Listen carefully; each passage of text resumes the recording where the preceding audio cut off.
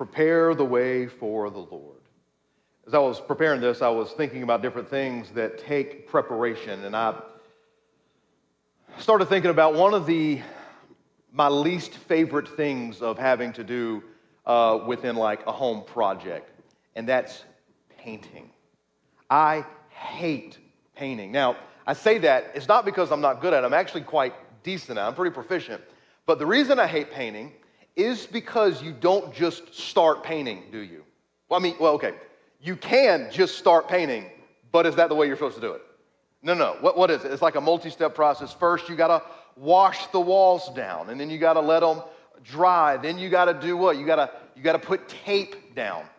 Several years ago, I actually wound up painting the outside of my house. And don't be super like, wow, that's amazing. No, it was just because when they gave me a quote, I was like, that's thievery. I'll do it myself. About halfway through, I'm like, I should have paid the guy. But that's neither here nor there. But as I was doing it, I noticed a pattern that whenever I would go to a section of the house, I had a nice paint sprayer and all, I would spend 3 hours trying to get it ready for 10 minutes of painting. That's really how it felt. It was just like, I'm having to do all this prep work. Why? Well, because preparing the way matters. And if you don't prepare right, you get a less than good ending product. You know, it doesn't look, and you've gone places where you're like, somebody did not care about doing a good job in here. Some of you walk into your own house, it's like, yeah, this person hated what they were doing. That person was me, right?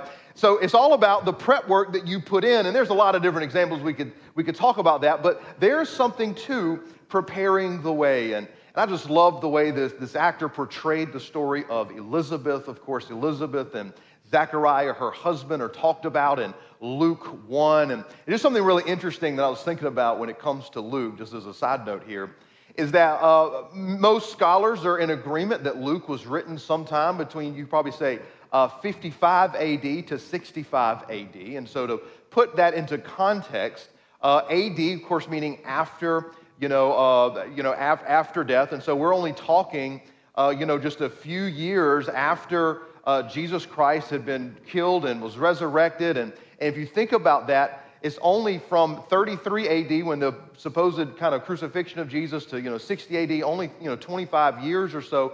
Just think how close that is. Like sometimes these stories maybe feel far away to us, but Luke was written as a letter to someone called Theophilus. You see that in the very first chapter, my excellent Theophilus, and he was, let me try to give you a written account. And so we're looking at something that was written like 25 years right after Jesus had finished his earthly ministry. That new Jesus smell was still on everything, right? Like the new car smell, like it is just so close. And so when we read these things and we get this story as Elizabeth, we're only looking at something that from the birth of Jesus was only 60 years or so prior. And so it's not like these stories came a long time later within the lifetime. Look, some of you guys remember what life was like 60 years ago. You can remember that. You know what? That's like 1965. Some of y'all were around then. Feels like yesterday, doesn't it? And so I just think it's sometimes good to remember that these things, they're just so close.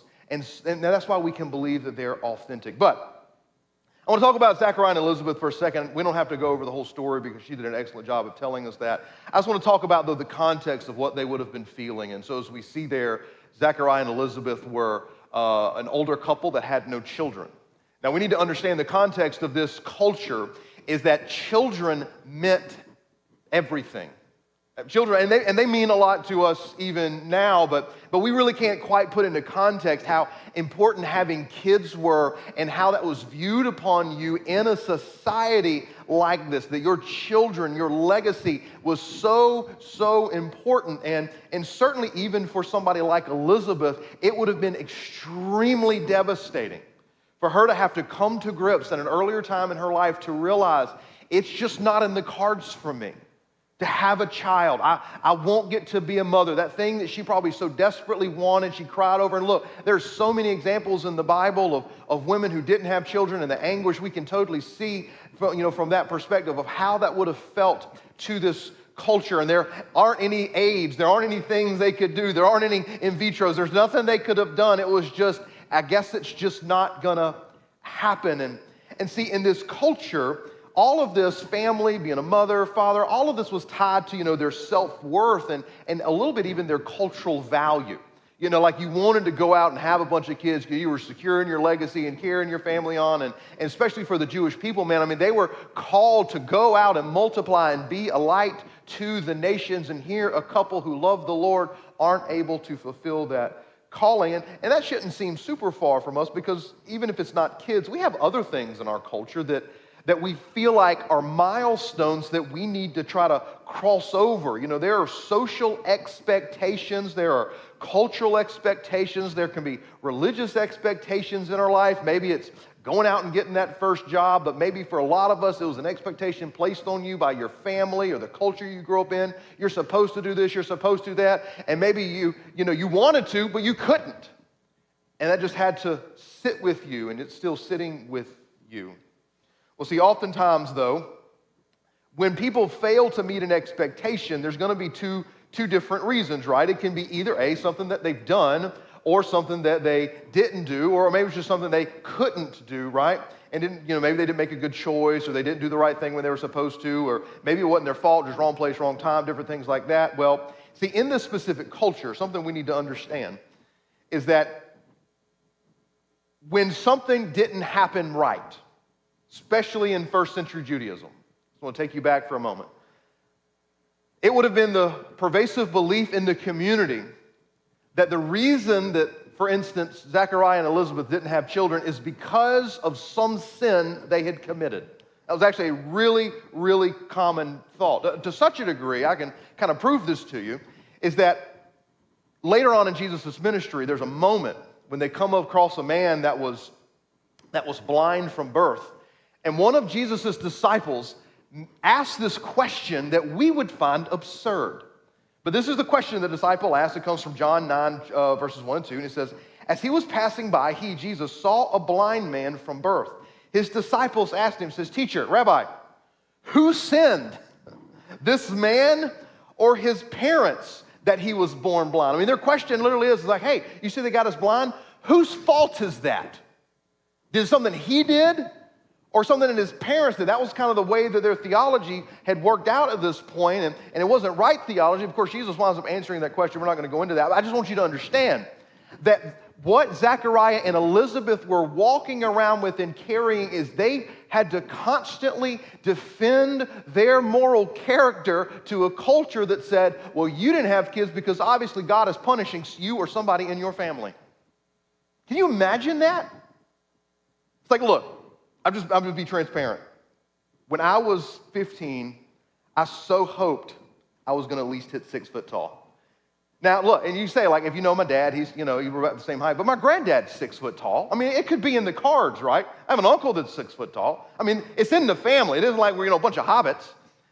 But you know what? I stopped growing at 16. So I have to ask you the question, whose sin, mine or my father's, that made me stop growing at 16? I was like, nope, this is it, man. You have peaked. You have hit it. It's going to be platform shoes for you from now on. Anyway. And I know I'm not actually that short, but like for real, in that moment, it was just like, well, whose fault is this? Well, today we can just say, oh, well, those things are just genetic, right? I mean, we live part of a fallen world. Everybody doesn't get what they want. That's why diseases and all these things happen within this culture. Imagine having to walk around. Imagine if every time one of you saw me and goes, he's not 6 foot because somebody messed up in their family life. Imagine walking around with that. What that would feel like. And you think about it for you, some of y'all can't grow a beautiful beard like this, man. You're like, who sinned? Who sinned in your life? Who was it? You or your daddy? I don't know. I mean, it's just like, and so of course, as they're walking around with us, we can make light of it. But look, I think this was a burden on people like Zechariah and Elizabeth, and we can see just the anguish. And look, they've had to live with it. They've dealt with it now. Zechariah's just doing his duty. He's serving the Lord. And one of the things that I love about the story of Zechariah and Elizabeth is that the Bible actually doesn't allow us to think, oh, it was something that they did. And this is going to take us where we're going to go for the rest of the day. See, this wasn't something that they did, even though probably their whole married life had been whispered on the back, Zechariah and Elizabeth hadn't had a kid yet. It seems they've been together quite some time. They've been married for a long time now. You think something's wrong? I don't know. I just know that we serve the Lord and we got 6 of them. God seems to favor us. God seems to be loving us more than them. And look, again, I know this sounds crazy a little bit to us, but we do it too, just with different things. We've talked about just recently within our series, The Prosperity Gospel. It's easy to look at someone who's struggling and say, what have you done? Why is this your fault? But somebody who's successful, even if they're just pretending to be a good Christian, we don't know, and think, well, God must really love them. We do it all the time. Like, culture ain't changed. We ain't changed. People haven't changed. That's why we need wisdom from scriptures. But the first thing we learn about them is when we're introduced to Zechariah and Elizabeth, Luke 1, verse 6. It says, both were righteous in God's sight. What a recommendation. Both were righteous in God's sight, living without blame according to all the commandments and requirements of the Lord. You know what that means? Zechariah and Elizabeth were better people than us. I just want you to know, because I don't think that I try pretty hard to do the right thing, but look, I still mess up a ton. Where's my wife? She's not here to corroborate on that. There was no amen. I hope she's not at home like typing amen with all caps. Verse 7, but they have no children because Elizabeth could not conceive, and both of them were well along in years. So look, the Bible actually dispels that. So I think it's just really important for our context today, is that while they were walking around in this tension consistently in their life, thinking that probably even in their own mind, because we've done that before, when we're going through a hard time, we begin to question, well, either A, what is God doing? Why doesn't he love me? Why isn't it going as well as I had hoped it with these other people? And the problem is, within our human condition is, things can be going really well over here, but that's not what we focus on. We focus on the little problems over here. And so I can guarantee you that's exactly where Zechariah and Elizabeth had at some point been struggling, because they wanted children. But it wasn't because of anything they had done. And they were righteous before the Lord. And look, maybe that's the starting point here, is to say that doing everything right doesn't mean that everything goes right. That's not what the Bible teaches. And I know that we wish it did. I wish it did. I wish that I could take charge and control my circumstances and outcomes by doing the right thing, whatever that would be. And that's actually what makes Christianity super unique among every other faith system, because every other faith system says it all comes down to what you do. Whatever you achieve, it comes down to what you do. Where you go, how it happens, all of it comes down to what you do. And that's not the message of the Christian faith at all. At all. At all. So here we have two people that things aren't going according to plan. They've passed the point. And I just think this is a real human story, because sometimes life is just hard, And one of the things that I've learned about, as I have been a pastor for longer, is that while times like Christmas can be wonderful and it's a lot of fun with children and all the traditions that we have, how culture kind of comes around this idea, it can be a very hard time too. It's a very hard time when you sit around and you see the empty chairs of those who have gone on. It's a hard time when you realize that even Christmas and the Christmas spirit can't overcome your family dysfunction. It's hard when wayward kids don't want to come home. It's hard when people at your work are still a jerk. It's hard when there are financial troubles and you want to get things for your children and you just know that you can't. It sounds magical. We've made it this utopian idea of what Christmas time is, and that there's always just a win at the end of the day. But in reality, what it actually shows is that even in our best efforts to be positive, life is hard. Sick people don't start feeling better during Christmas. It's not how it works. Life is hard. I think this is a beautiful human story, because we get a look at a couple who are doing all the right things. I mean, Zechariah, look, he gets chosen to go into the inner temple, the inner court, man, where God's presence is. What a big deal. I mean, again, the best of the best, and they're doing everything right. And so what we're going to have to look at is, why then does God sometimes allow these things to happen, and what should our response be? Because what is God actually doing? See, we're in the series, we're calling it Do You See What I See? And of course, we're playing off of the song, but really it's a series on perspective. And if you were here last week, we talked about this idea of perspective, but if not, let me just kind of catch you up super briefly. What we talked about is this main line here, and this actually is kind of the line for this series, is that instead of us living in our own story, we are living in God's story, and He is inviting us to take part. Y'all are not part of my reality. We're not part of just some dream that you're having. That's not how any of this works, right? Like, and even though it's easy to be selfish and to think that it's all about me or all about you, that just probably means they're all just a bunch of little narcissists running around because we think it's all about us. But the fact is, none of it's about us, right? What is your great-great-great-grandfather's name? Do you know? Well, guess what? He thought he was important too.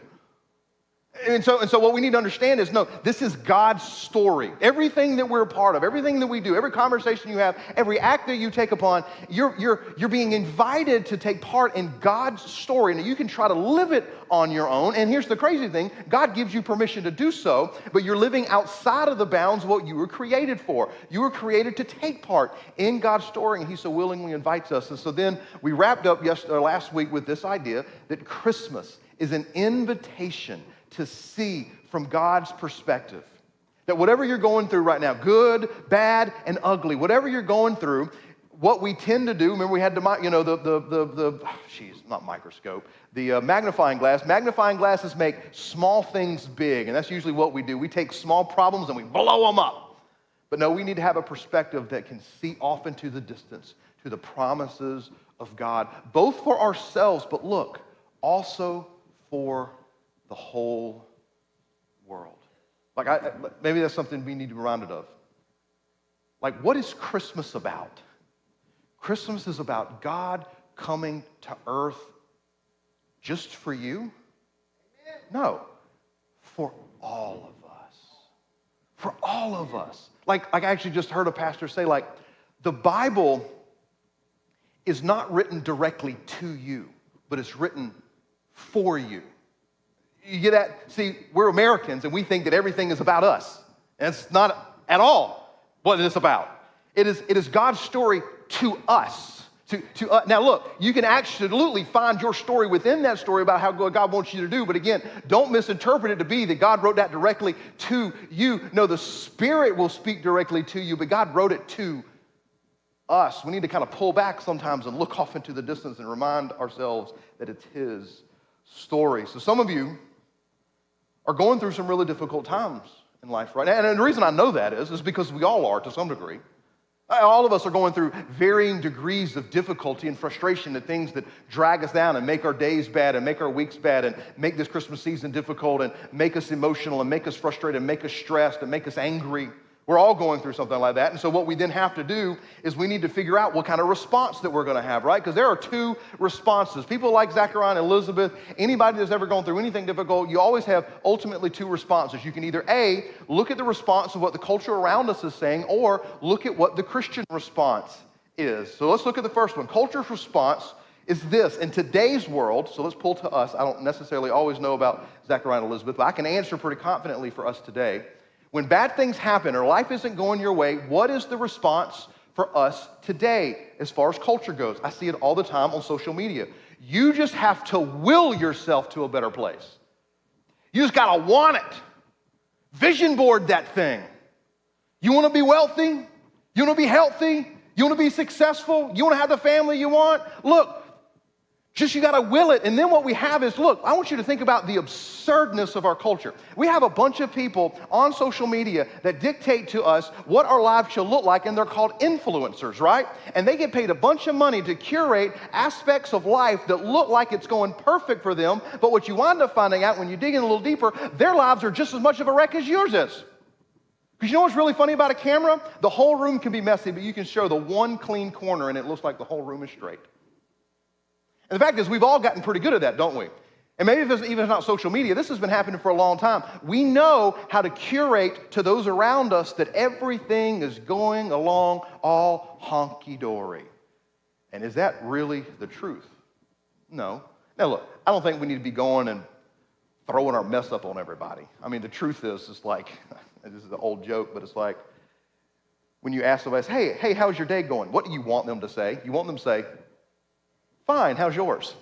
right? When they teach you Spanish, they say, you say, buenos dias, como está, and you're supposed to say, bien, gracias, right? Good, thanks. Nobody wants your word vomit of how your life is terrible all the time. But what I do want to say is that in the Christian church, though, we certainly need to curate spaces and have places for people that are struggling where you can come in and be honest and seek the help that you need, absolutely. And that's the problem with most of us. We either throw it up onto people who don't need to hear it, or we keep it inside and we implode upon ourselves. Because the fact is that the culture's response about just will yourself out of it is impossible. If it wasn't, you'd have done it already. You can't vision board, you can't dream, you can't hope. And look, that is why, look, listen, this is super important. That is why in our culture, and the stats back me up on this, that is why in our culture, our current generation of teenagers are the most depressed. I'm not making this up, this isn't mine, this is just what the statistics say. Have some of the highest rates of suicide. Currently today, men have the highest rate of suicide in recorded history. Well, for a culture that deems itself to be super progressive and smart and intelligent and forward thinking, we are not doing so hot. Why? Like, these are real problems. Why? And half the time, the only reason that most of us can even make it from day to day is we just try to focus in on the little small things, because if we start asking the big existential questions, we're going to freak out too. To realize how uncontrollable life really is. How out of control we really are.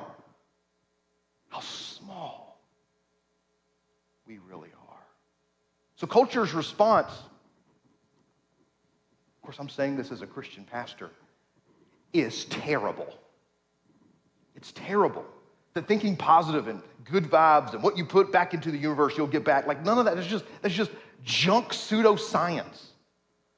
It's junk. It's made to pretend it's like, I don't know, it's made like putting butter on a cut. What is it going to do? I don't know. Absolutely nothing. Put Neosporin on that thing, bro.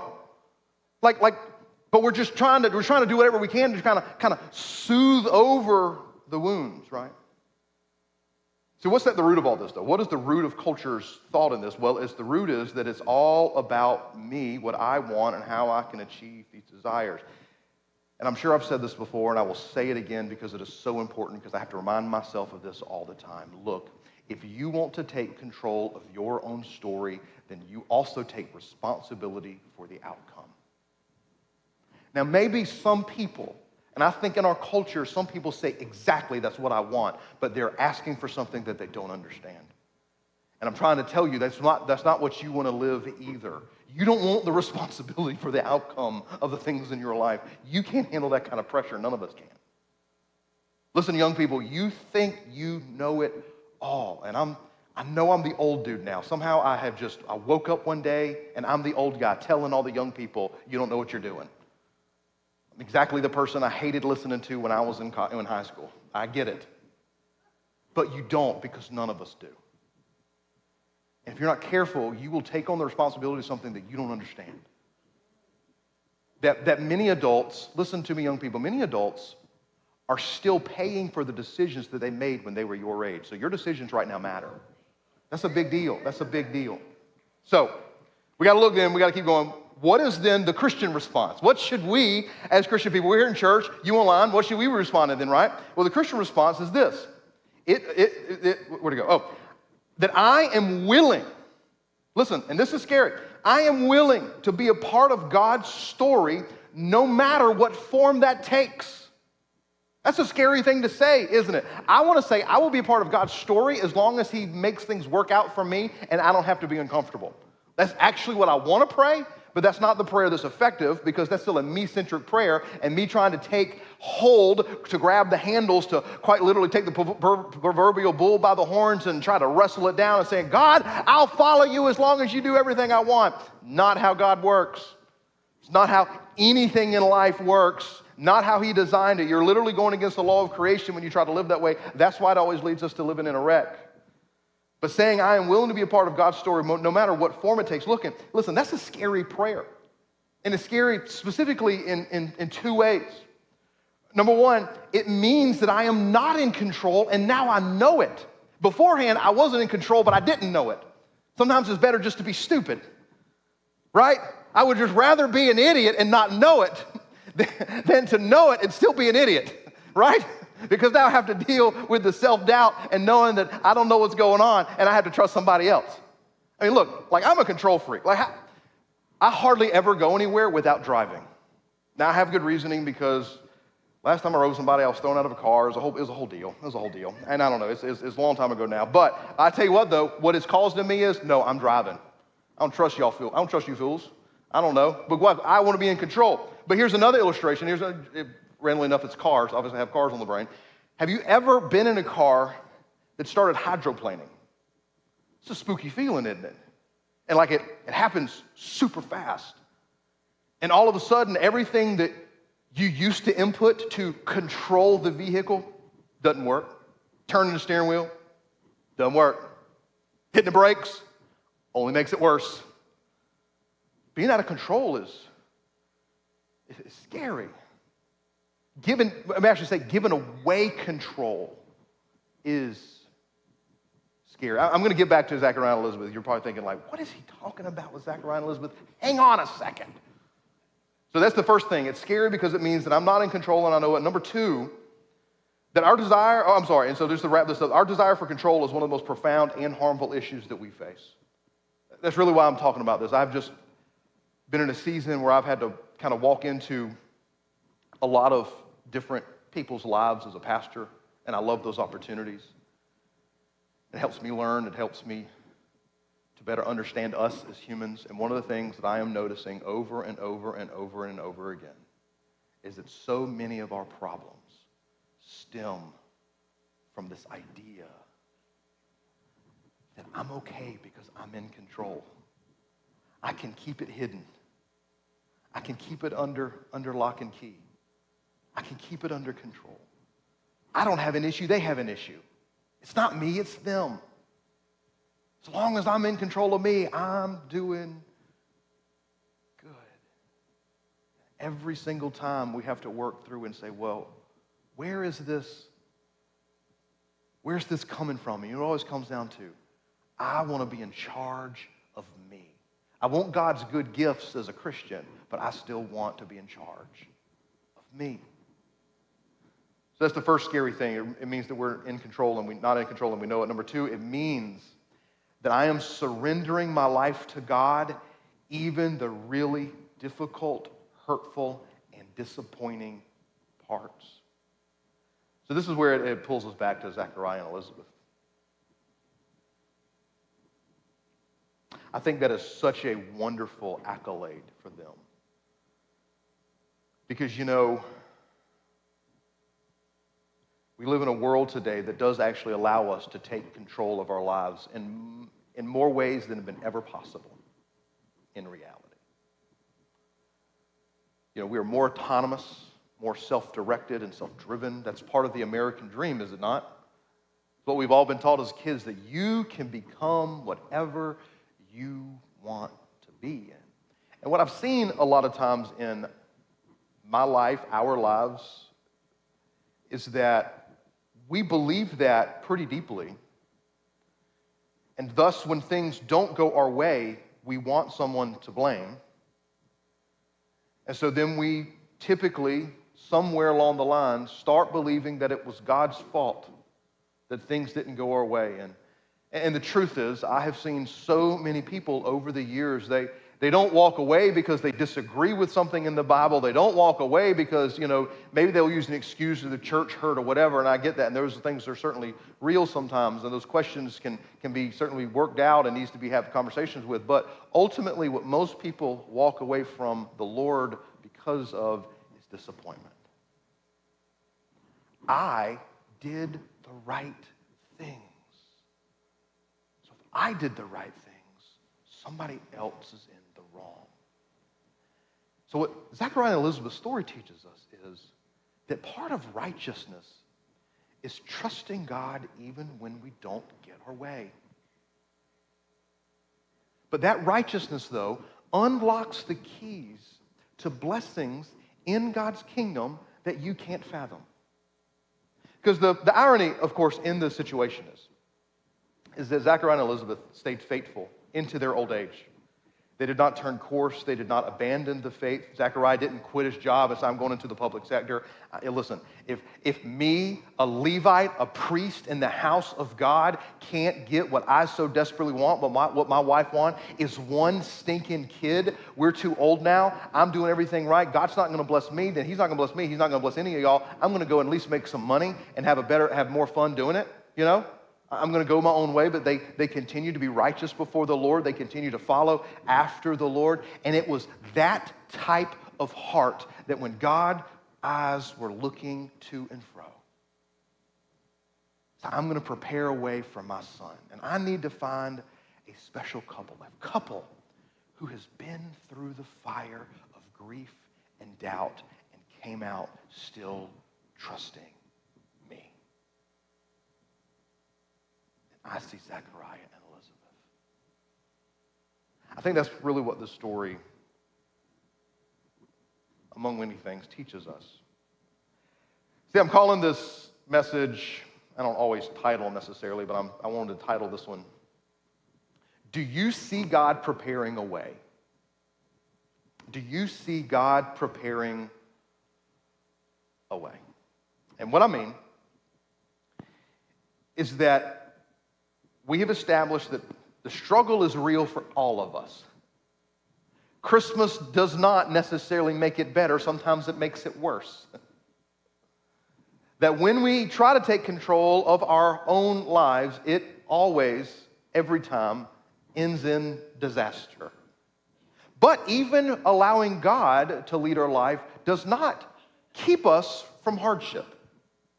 So the kind of 4 laws we've worked out today, whether you knew that or not. And so that means then that we have some options ahead of us. When struggle comes up, we can look at it in a variety of ways. Maybe we can, look at it like punishment. That's what the disciples did with the blind guy. Like, whose fault was it? Why isn't Dustin 6 foot tall? Whose fault? Who sinned? Or maybe it's a curse. It's a generational thing. You hear that a lot. Oh, it's just a generational curse, you know. His daddy was a drunk. His daddy was, whatever. I don't know. It's a curse. It's a curse. Maybe it's just it's a heartbreak, it's a sad thing, maybe it's a failure, and here's the biblical way, as hard as it is that when struggle comes, it's not just a struggle, it is also, and I know it sounds crazy, but it's not, it's an opportunity. Do you see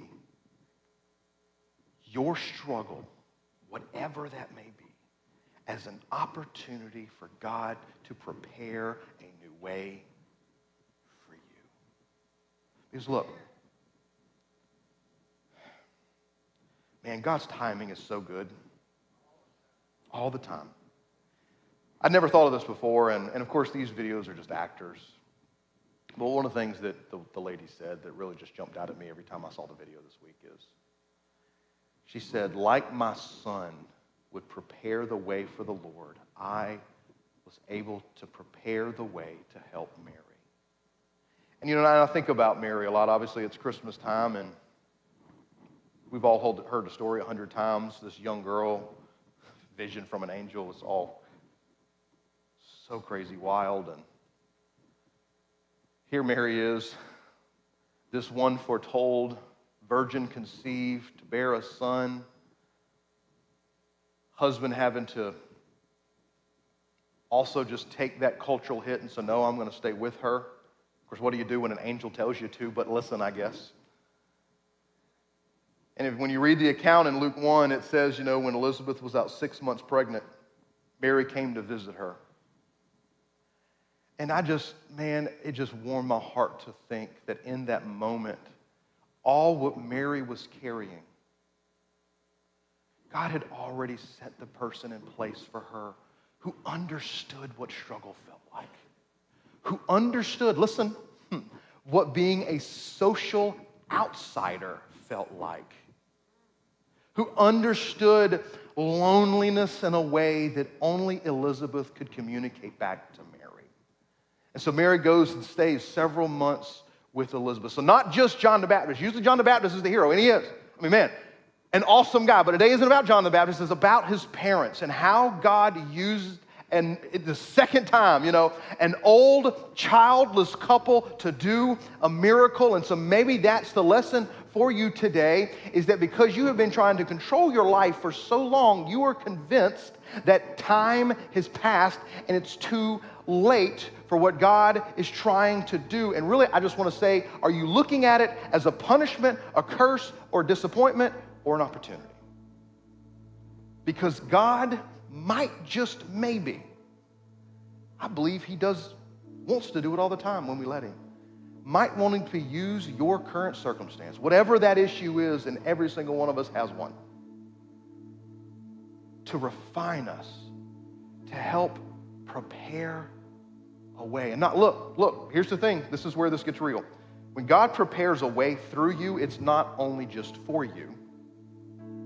It is always to be a blessing to someone else. John the Baptist, he came. I love this statement of Luke 1. It's a prophecy that his father Zechariah, when he could speak, is one of the first things he said. He speaks over his son, and he says, "And you, child, will be called a prophet of the Most High, for you will go before the Lord to prepare his ways." I love this next line.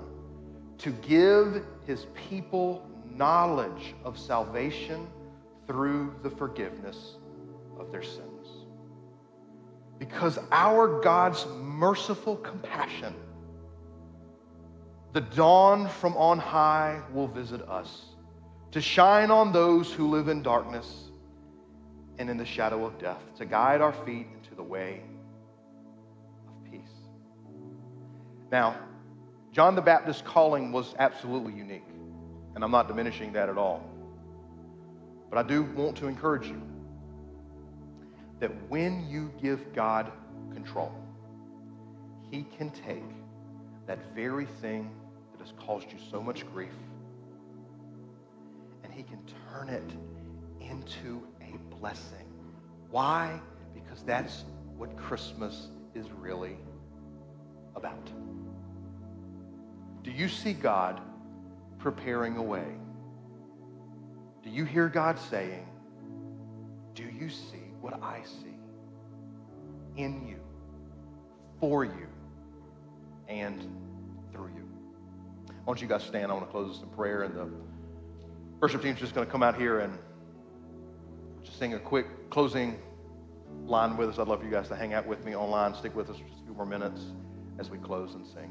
Let's pray. Father, you are so good and merciful, and we thank you for these stories. We thank you that you instructed people like Luke to write these down in such clear accounts, so close to the original time, that we can trust them. And we can know that there were people just like Zechariah and Elizabeth whom you decided to use the very thing that had broken their heart for so long to actually be the biggest blessing in their life and the thing that they are remembered for. So help us to be faithful. Help us to take courage and to take hope. Not be caught up in the frivolous Christmas things, but to keep the most important fact in the center of our heart and mind, that Emmanuel has come to us.